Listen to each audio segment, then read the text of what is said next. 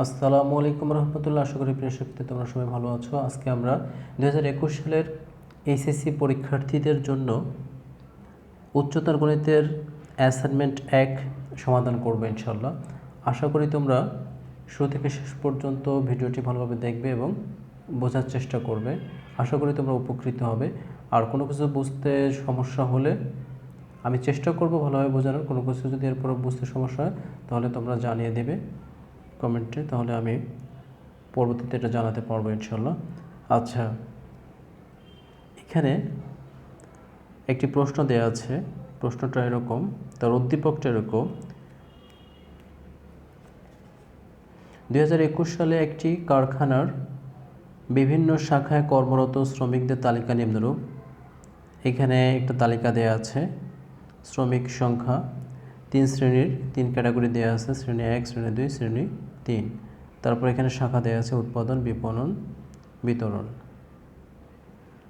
আচ্ছা, এবার বলেছে ছকের সংখ্যাগুলি একটি 3x3 ক্রমের ম্যাট্রিক্স এ নির্দেশ করে। উৎপাদন, বিপণন ও বিতরণ যে শাখাতেই কর্মরত থাকুক না কেন, একই শ্রেণীভুক্ত শ্রমিকের মাসিক বেতন একই। এখন এই উদ্দীপকের আলোকে আমাদের এখানে 5টি প্রশ্ন দেওয়া আছে। এই প্রশ্নগুলো এখন পড়ে দেখব। তার আগে বলে দেই এই অ্যাসাইনমেন্টের শিরোনাম হলো ম্যাট্রিক্স ও নির্ণায়ক। তাহলে বোঝা যাচ্ছে এখানে আমরা ম্যাট্রিক্স ও নির্ণায়কের ম্যাথগুলো পাবো। আচ্ছা, এখন ক নাম্বারে বলা আছে এ ম্যাট্রিক্সটি প্রতিসম কিনা যাচাই করো। আচ্ছা, তাহলে এখন আমরা সমাধানে চলে যাই।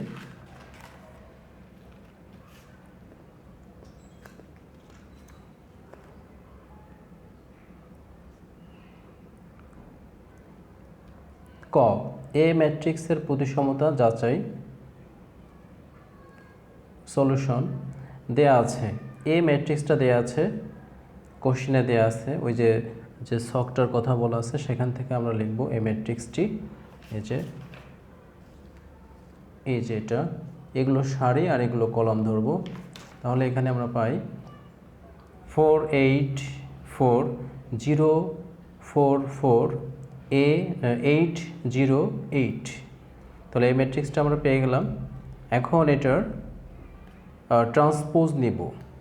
তাহলে অতএব এ ট্রান্সপোজ, অর্থাৎ এই ম্যাট্রিক্সের ট্রান্সপোজ হবে এই যে ম্যাট্রিক্সটা দেওয়া আছে এটার প্রত্যেকটা সারিকে কলামে পরিবর্তন করব আমরা। তাহলে কোনো একটা ম্যাট্রিক্সের সারিগুলোকে কলাম, কলামগুলোকে সারি করলে যে ম্যাট্রিক্স পাওয়া যায় সেটি হবে উক্ত ম্যাট্রিক্সের ট্রান্সপোজ ম্যাট্রিক্স। তাহলে এ ট্রান্সপোজ ম্যাট্রিক্স হলো এই যে এটা এখানে সারি ছিল, এই সারিটাকে আমরা কলাম বানালাম। আমরা 2 নম্বর সারিটাকে 2 নম্বর কলাম বানালাম, 3 নম্বর সারিটাকে 3 নম্বর কলাম বানালাম। এখন যেহেতু এর ট্রান্সপোজ আর এ সমান নয়, এ ম্যাট্রিক্স আর এ ম্যাট্রিক্সের সমান নয়, এই জন্য আমরা লিখব A transpose is not equal A. যেহেতু A transpose is not equal A, সুতরাং এ ম্যাট্রিক্সটি প্রতিসম নয়। তাহলে আমাদের ক নাম্বার শেষ। এখন খ নাম্বার দেখব। খ নাম্বার কোশ্চেনে কি বলা আছে? a square minus 7a plus 6i3 equal 2x হলে x নির্ণয় করো। এখানে কিন্তু এটা ম্যাট্রিক্স সমীকরণ। তো এই ম্যাট্রিক্স সমীকরণ থেকে আমাদেরকে বলেছে যে x বের করো। x, তাহলে এই যে x যে আছে এটাও একটা ম্যাট্রিক্স হবে। আচ্ছা, তাহলে এখন আমরা দেখি খ নাম্বার, এক্স ম্যাট্রিক্স নির্ণয়। সলভ দেয়া আছে এ ম্যাট্রিক্সটা, এটা দেয়া আছে আগে থেকে আমরা জানি। এটা আমরা জানি i3 মানে কি 3x3 অর্ডারের একটা স্কোয়ার ম্যাট্রিক্স, এটা আমরা জানি একক ম্যাট্রিক্স।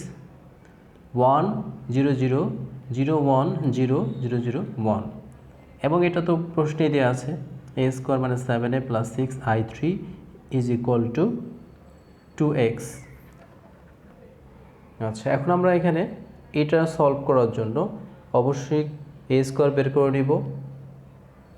তাহলে পরের অংশ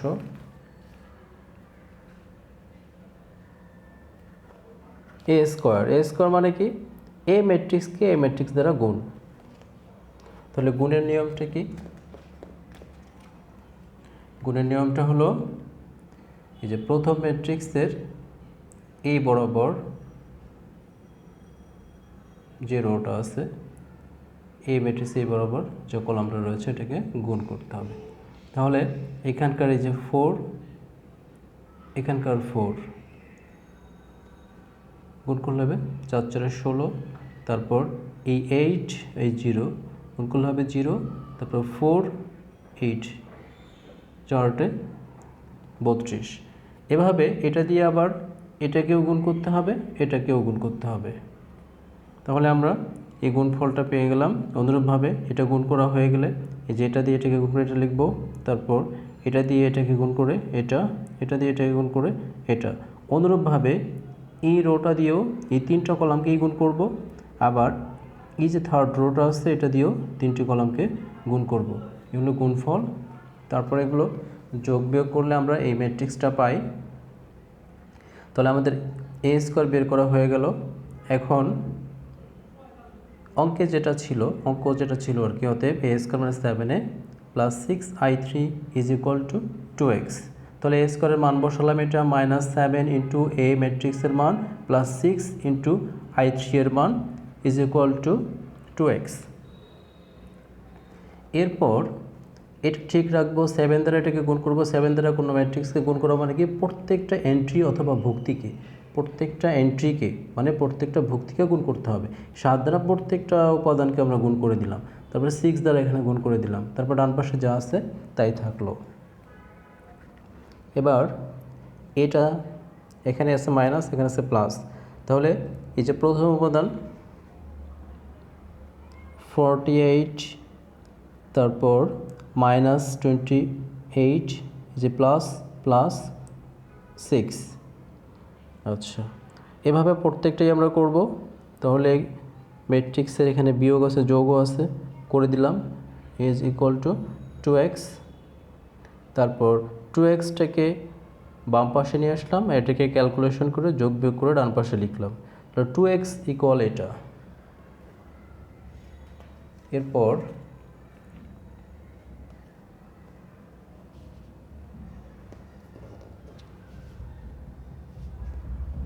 পরের লাইন, তাহলে 2x বাম পাশে যা ছিল, এই যে বাম পাশে কি না ডান পাশে কি ছিল, এই যে এটা বাম পাশে 2x, এই যে এটা। এখান থেকে যদি আমরা 2 কমন নিই তাহলে প্রত্যেকটা উপাদান থেকে তো 2 কমন যাবে। এখান থেকে যদি 2 কমন নিই তাহলে দেখুন 26 13 হবে, এখানে 4 হবে, এখানে 26 দুগুণা 52, তারপর এখানে 16, এখানে 3 10, এভাবে কমন নেব। কমন নিয়ে লিখেছি, এখানে কমন নিলাম। তারপর এই যে লেফট সাইডে যে একটা 2 আছে, রাইট সাইডে 2 আছে, 2 ক্যান্সেল। তারপর x থাকলো, x ইকুয়াল এটা। অতএব নির্ণয় ম্যাট্রিক্স x এর মান x ইকুয়াল এত। তাহলে x ম্যাট্রিক্স আমরা বের করে ফেললাম। এবার আসি পরবর্তী কোশ্চেন। পরবর্তীতে কি আছে, গ নাম্বার।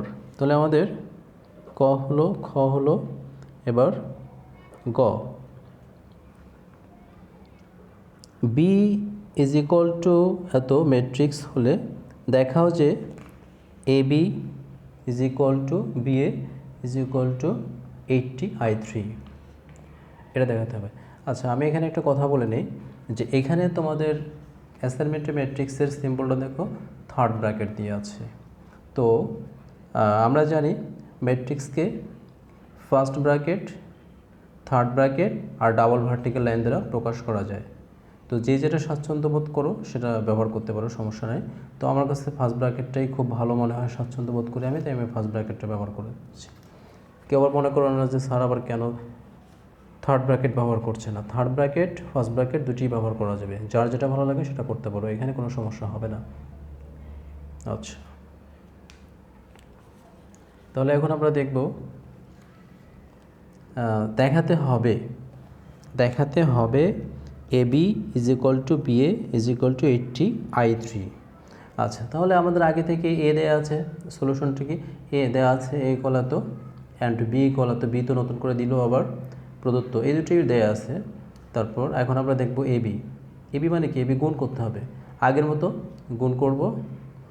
এই রো দিয়ে এই কলামকে গুণ করে এটা লিখব, আবার এই রো দিয়ে এই কলামকে গুণ করে এটা লিখব, আবার এই রো দিয়ে কলামকে গুণ করে এটা লিখব। অনুরূপভাবে আরও বাকি যে দুটি রো আছে ওদের গুণ করে এটা লিখব। আচ্ছা, গুণফল এটা। এবার এটাকে যোগ বিয়োগ করে দেখব।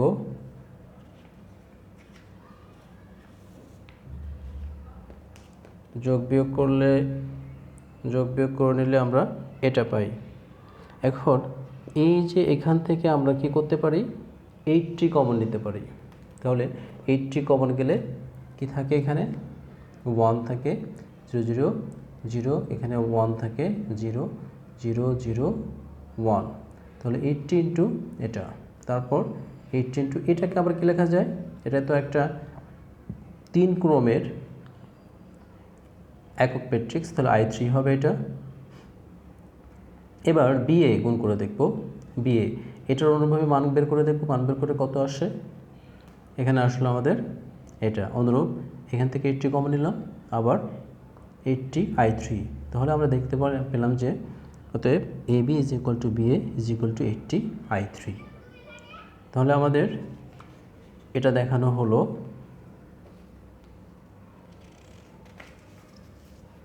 এরপরে ঘ নাম্বার যে প্রশ্নটা রয়েছে, ঘ নাম্বারে কি বলেছে, এমন একটি ম্যাট্রিক্স সি নির্ণয় করো যেন AC is equal two CA is equal two I3 হয়। তাহলে সি ম্যাট্রিক্সটা আমাদের এখান থেকে বের করে নিতে হবে।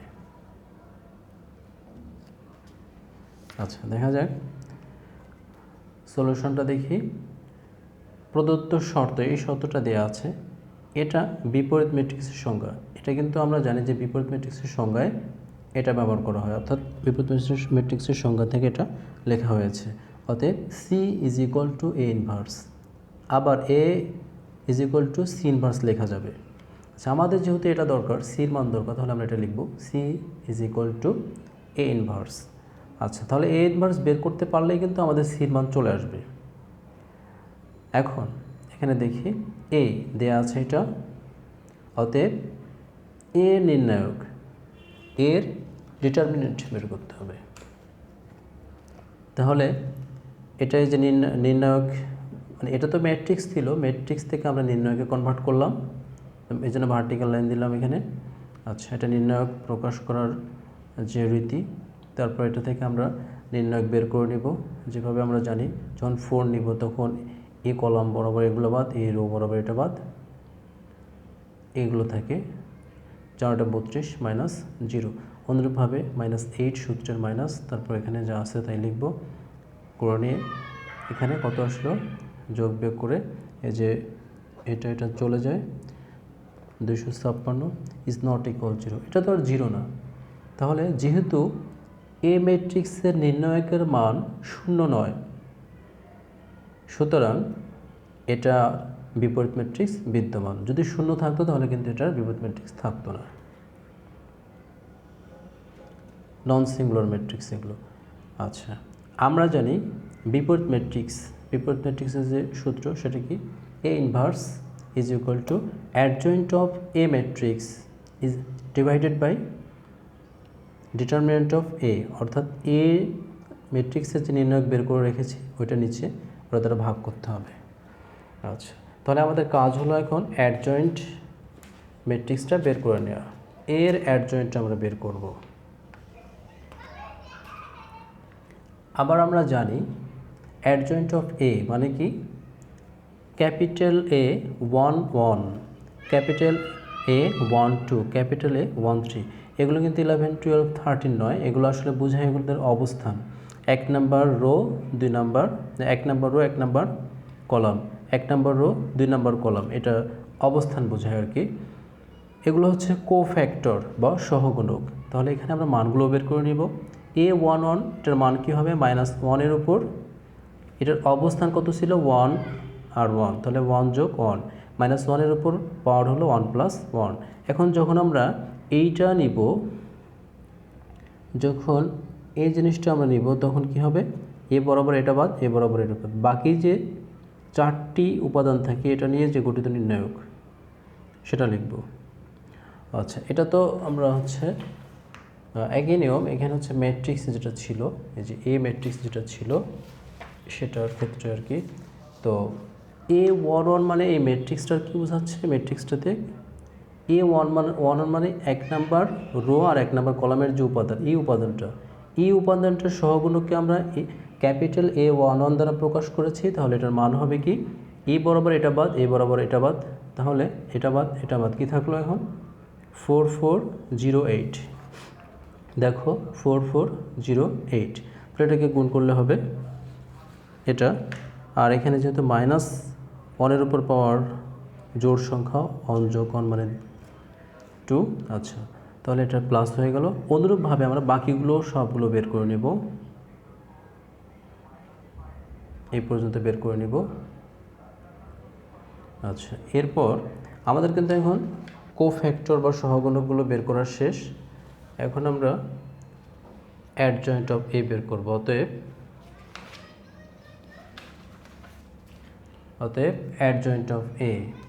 এখন ওই যে সহগুণকগুলো যেগুলো ছিল বড় হাতের, যে A11, A12, A13, এই মানগুলো এখানে বসিয়ে দেবে। এখানে কিন্তু একটা টি আছে, ট্রান্সপোজের টিটাকে স্মলও দেওয়া যায়, ক্যাপিটালও দেওয়া যায়। তাহলে ট্রান্সপোজ মানে কি, আমরা শুরুতেই ক নাম্বারে দেখেছিলাম যে এই ম্যাট্রিক্সের কি করব, রোগুলোকে কলাম বানিয়ে দেবো আর কলামগুলোকে রো বানিয়ে দেব। তাহলে এই যে এটা রো ছিল কলাম হয়ে গেল, রো ছিল কলাম, রো ছিল কলাম হয়ে গেল। অতএব ওই যে 1 নাম্বার যে ছিল, আমরা জানি এ ইনভার্স ম্যাট্রিক্সের যে বিপরীত ম্যাট্রিক্স, এ এর বিপরীত ম্যাট্রিক্সের যেটা ছিল এখানে মান বসাচ্ছি, এই যে এখানে মান বসাচ্ছি। 1 নাম্বার সমীকরণ দিয়েছিলাম এটা, এখানে মান বসাবো। তাহলে A inverse is equal to adjoint of A, adjoint of এর মানটা, এই মানটা বসিয়ে দিলাম। আর নিচে ডিটারমিনেন্টের মান কত আসছিল, 256, এটা বসাই দিলাম। এখন এটাকে লেখা যায় কি, ইজ ইকুয়াল টু 1 বাই, এই যেটা নিচে যেহেতু আছে 256, তারপরে এই যে ম্যাট্রিক্সটা যেটা আছে সেটা লিখলাম। তারপর এটা যেহেতু গুণ আকারে আছে, আমরা সবগুলোকে গুণ করে দিব। 1 বাই 256 প্রত্যেকটা উপাদানকে আমরা গুণ করে দিলাম। দেওয়ার পর কাটাকাটি করলাম, কাটাকাটি করে এটা আসবে, এটা চলে আসলো। এটাই কিন্তু আসলে সি এর মান, এটাই হলো সি এর মান। কিন্তু এখানে আমরা কি করব, একটু এটার শুদ্ধি পরীক্ষা দেখিয়ে দিব। যেহেতু বলেছিল প্রশ্নে যে এমন একটি ম্যাট্রিক্স সি নির্ণয় করো যেখানে AC is equal two CA equal to I3 হয়। এই যে AC is equal two CA is equal two I3 হয়।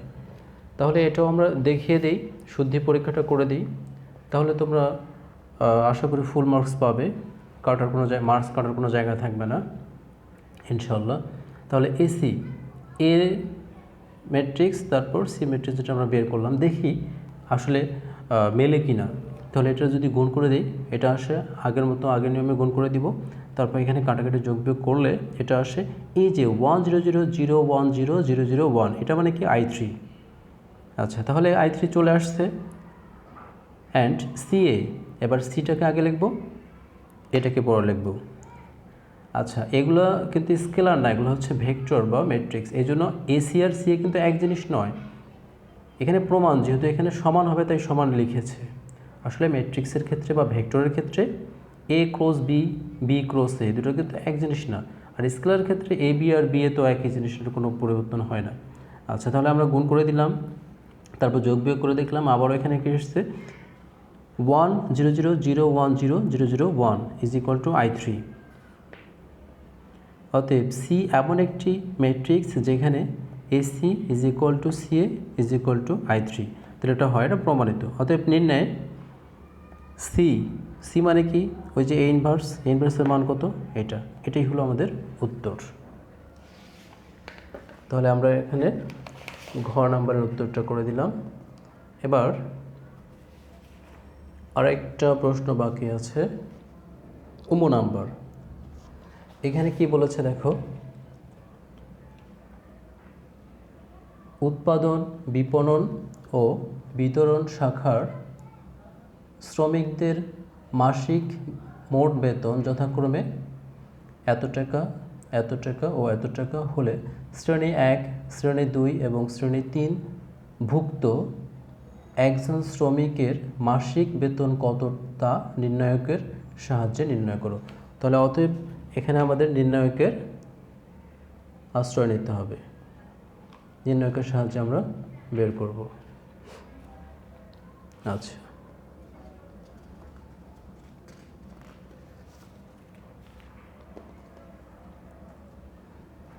নাম্বার শ্রমিকের মাসিক বেতন নির্ণয়। সলভ দেয়া আছে, এই যে এ ম্যাট্রিক্স এর আগে থেকে দেয়া আছে। এখন ধরি শ্রেণী 1 ভুক্ত একজন শ্রমিকের মাসিক বেতন x টাকা, অনুরূপভাবে শ্রেণী 2 ভুক্ত একজন শ্রমিকের মাসিক বেতন y টাকা অ্যান্ড শ্রেণী 3 ভুক্ত একজন শ্রমিকের মাসিক বেতন z টাকা। অতএব ম্যাট্রিক্স আকারে লিখে পাই, তাহলে ম্যাট্রিক্স আকারে যদি আমরা এগুলো লিখি তাহলে x equal capital X matrix capital X দ্বারা প্রকাশ করলাম, আর এখানে দিলাম চলকগুলো x y z। এটা একটা কলাম ম্যাট্রিক্স যা একটি চলক ম্যাট্রিক্স, চলকের কলাম ম্যাট্রিক্স আর কি দেয়া আছে। এখন উৎপাদন শাখার মোট বেতন এত টাকা, বিপণন শাখার মোট বেতন এত টাকা এবং বিতরণ শাখার মোট বেতন এত টাকা। অতএব ম্যাট্রিক্স আকারে লিখে পাই। এটা কিন্তু একটা ধ্রুবক সংখ্যাগুলোকে নিয়ে একটা ম্যাট্রিক্স তৈরি করলাম যা একটি ধ্রুবক ম্যাট্রিক্স। এটা একটা কলাম ম্যাট্রিক্স শর্ত মতে x is equal to B.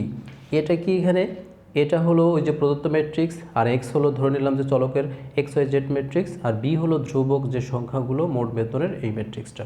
এখন আমরা এখানে মান বসিয়ে দিব, তাহলে এর মান বসালাম, ক্যাপিটাল X এর মান বসালাম, তারপর বির মান বসালাম। এখন যদি আমরা একটা গুণের নিয়মে গুণ করি তাহলে কত পাবো, এই জিনিসটা পাবো 4x + 8y + 4z, অনুরূপভাবে এটা আর ডান পাশে এটা আসি। অতএব ম্যাট্রিক্সের সমাধান থেকে পাই, তাহলে যেহেতু কলাম এইটা উপাদান এই উপাদান সমান, এটা সমান, এটা সমান, তাহলে ম্যাট্রিক্সের সমাধান থেকে পাই এটা একটা সমীকরণ জোট, 3টা সমীকরণ পেয়েছি x y z এর। উপরোক্ত সমীকরণ জোটে ক্রেমারের পদ্ধতি প্রয়োগ করে পাই। আচ্ছা, ক্রেমারের রুলসটা কি, প্রথমে x y z এই চলকের সহগগুলো নিতে হবে, সহগ গুচ্ছ নিয়ে গঠিত যে নির্ণায়ক সেটাকে ডি দ্বারা প্রকাশ করব। তাহলে যে x এর সহগ, এখানে x এর সহগ 0, এখানে 4 ছিল, এখানে 0 ছিল, 8 ছিল, 4 0 8। তারপর y এর সহগ কত, এখানে 8 4, এখানে 0, আর এখানে কি z এর সহগ 4 4 8 4 4 8। আচ্ছা, লিখে ফেললাম। এখন যদি এটা নির্ণায়ক, তাহলে নির্ণায়কের নিয়ম অনুসারে নির্ণায়কের মান বের করবো, কত আসলে 256। এবার dx মানে কি, যখন যেহেতু এখানে x চলকের জন্য dx, তাহলে কি x এর যে এখানে আছে, x এর যে জায়গাটা আছে কলামটা আছে, এটা বাদ দিয়ে এই জায়গাটা আসবে এই ধ্রুবক রাশিগুলো, এই যে, তারপর y ঠিক থাকবে, z ঠিক থাকবে, এটা অনুরূপভাবে মান বের করে নেব। তারপর dy বের করে নিব, dy, তারপর dz, অনুরূপভাবে dz বের করে নিব। অতএব x ইকুয়াল dx/d, dx এত বের হয়েছিল, d দ্বারা ভাগ করব, এত আসে, dy/d, y এর মান, z এর মান dz/d এটা। অতএব নির্ণয় শ্রেণী 1 ভুক্ত একজন শ্রমিকের মাসিক বেতন এত টাকা, শ্রেণী 2 ভুক্ত একজন শ্রমিকের মাসিক বেতন 12,000 টাকা, শ্রেণী 3 ভুক্ত একজন শ্রমিকের মাসিক বেতন 10,000 টাকা। তাহলে আমরা আমাদের কাঙ্ক্ষিত উত্তর পেয়ে গেছি। তো আশা করি তোমরা সবাই বুঝতে পেরেছো। যদি নতুন হয়ে থাকো অবশ্যই সাবস্ক্রাইব করবে পরবর্তী ভিডিওগুলো এবং পরবর্তী সলভগুলো পাওয়ার জন্য। আশা করি সবাই ভালো থাকবে। আর তোমরা এখান থেকে বুঝে নিয়ে তোমরা নিজের মতো করে খুব সুন্দর করে লেখার চেষ্টা করবে। এটা হুবহু কপি করা যাবে না, তোমরা হুবহু এটা কপি করবে না, তোমরা নিজের মতো ভালোভাবে অ্যান্সার করার চেষ্টা করবে, খুব সাজিয়ে গুছিয়ে লেখার চেষ্টা করবে। আশা করি ভালো থাকবে। আসসালামু আলাইকুম ওয়া রাহমাতুল্লাহ।